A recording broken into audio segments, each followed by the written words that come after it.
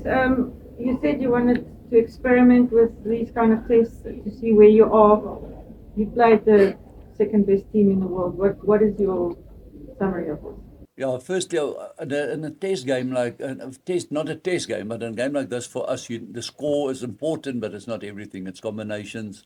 It's where we are in the world. Last time we played them, it was 66-7, and now it's 50-12. 50-20. So the gap is closed. The gap is definitely closed, but we've got so much work left. And it's for all of us a reality check.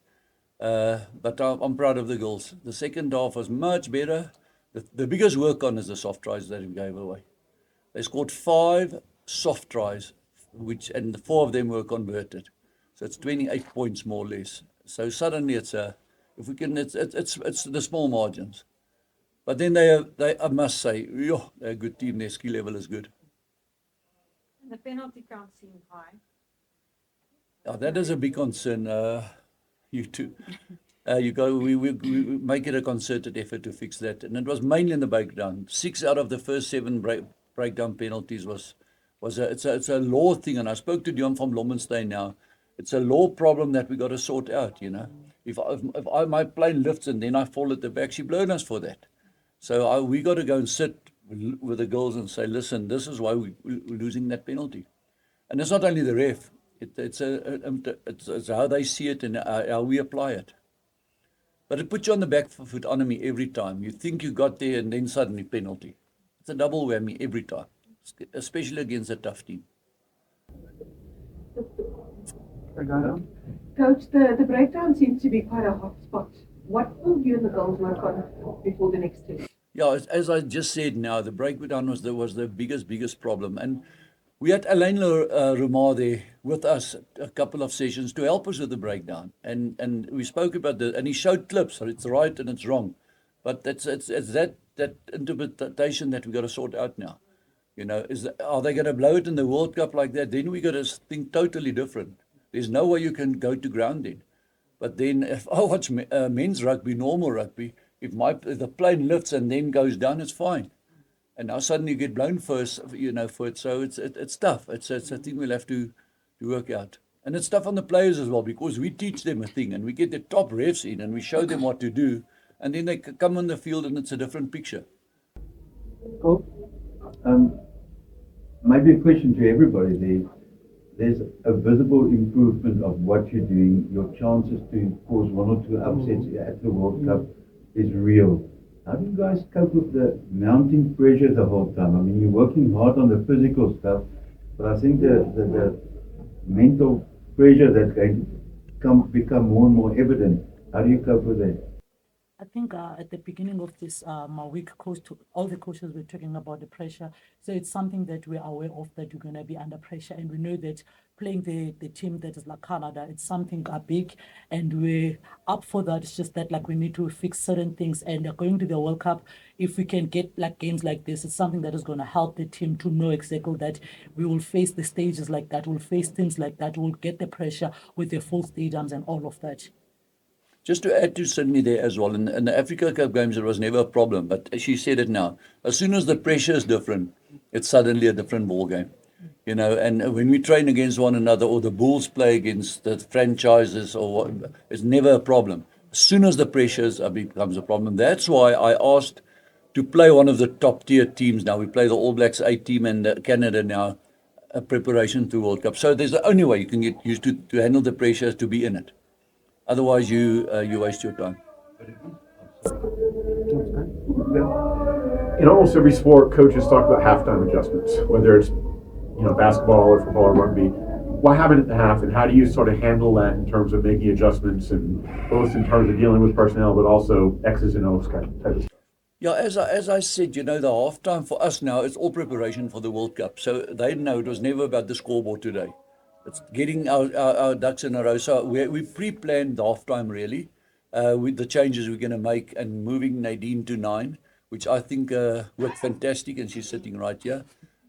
She's one of those players, if you can pick her at 9, 10 and 15, I would pick her, but there's only one of us, so what can you do? So the plan was, they know as well, the subs with the forwards as was pre-planned, 7-8 minutes in the second half, they'll come in, and to give everyone a chance. You know, that's the other thing.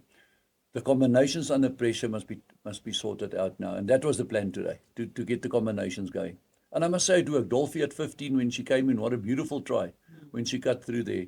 So we got to celebrate the small things at the moment, if you understand where we are.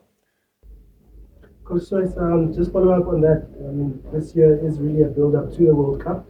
How do you feel about the youngsters playing with some of the experienced players and how they played today? I must say they're slotting in lovely. We've got an experienced team now, but saying that, we're not experienced winning World Cup games. We're not experienced in winning tough games yet. We do well at a lower level.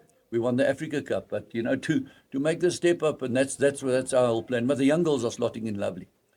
I'm very happy with most. There's not one girl in the team that I said I was worried about. It's the 5 soft tries, the 28 points that we're going to look why. And if we can bring that down to 10 or to 12, suddenly we're in the mix. Any last questions? I've got a question for Nadine. You started at fullback, and then when you moved to 9, it seemed like, I mean, obviously the game was much quicker, and that's when the tries came. Do you prefer to be closer to the action? That's quite Was a it unfair in front of your coach? No, it's a fair no. question. It's a fair question. I think with my style of play, I am a bit of a quicker player. I can almost say like a little Jack Russell.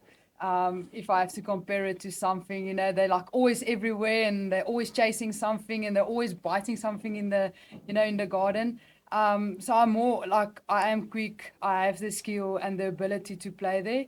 And I think obviously with the coaches choosing me there, it surely says something about them backing me to give me the opportunity to play there. And I think, you know, training this week there, it was quite easily to slot in there as I'm already a spine player.